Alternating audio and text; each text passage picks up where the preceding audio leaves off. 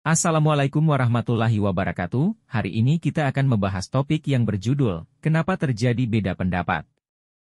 Oleh Dr. Arifin S. Siregar, SPKK. Pertanyaan 1. Kenapa terjadi beda pendapat? Pembahasan pertanyaan pertama. A. Sebagai contoh, misalnya, suatu ustadz, ulama, mazhab, mengatakan batal wudu sentuh istri, sedangkan ulama di pihak lain mengatakan tidak batal wudu sentuh istri. Jawabnya, ulama dan kawan-kawannya, mazhab Syafi'i, berpegang teguh kepada pendapat mazhabnya yang menyatakan batal wudu sentuh wanita. Sesuai rujukannya Quran Surah An-Nisa 43 yang menyatakan, apabila kamu menyentuh wanita dan tidak menemui akhir, maka bertayamumlah, berwudulah.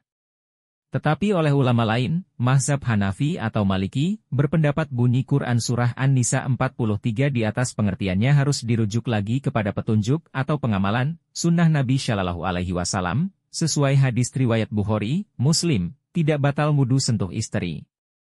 Adapun Quran Surah An-Nisa 43 di atas menyatakan batal adalah bila sentuhan itu bernafsu atau bersetubuh. Komentar, Imam Syafi'i berpendapat tidak batal wudu sentuh wanita muhrimnya, tidak bisa dikawini, atau sentuh anak di bawah umur atau nenek-nenek.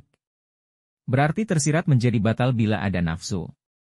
Tetapi kepada muhrimnya pun atau nenek-nenek sentuh dengan berbafsu akan menjadi batal. Berarti bukan muhrim menjadi faktor batal, tetapi adalah nafsu atau bersetubuh. Komentar, maka, mana yang Anda pilih pendapatnya, batal atau tidak batal terserah Anda. Mau ikut ijtihad ulama, mazhab, atau mengikut petunjuk hadis Bukhari, Muslim yaitu sunnah Nabi Shallallahu Alaihi Wasallam di atas. Tidak batal wudu sentuh istri tanpa bernafsu atau bersetubuh. Jadi perbedaan kedua pendapat ini bukan bentuk khilafiyah. Tetapi perbedaan bentuk ikut pendapat Nabi Shallallahu Alaihi Wasallam, hadis, atau ikut pendapat mazhab yang nilainya bukan ajaran petunjuk Nabi Shallallahu Alaihi Wasallam. Perlu diketahui tidak mengikut petunjuk Nabi Shallallahu Alaihi Wasallam atau merubah petunjuk Nabi Shallallahu Alaihi Wasallam yang dituduh Nabi Shallallahu Alaihi Wasallam suatu perbuatan bid'ah atau sesat di neraka.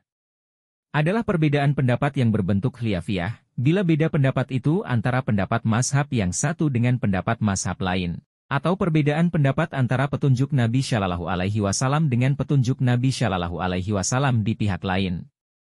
Misalnya membaca bismillah dengan suara nyaring atau dengan suara halus sebelum memulai membaca Al-Fatihah ketika sholat. Inilah yang bentuk khilafiyah karena baca bismillah secara jahar atau bersuara nyaring maupun membaca bismillah secara ser atau suara halus, sama-sama ada petunjuk Nabi Shallallahu Alaihi Wasallam, hadisnya.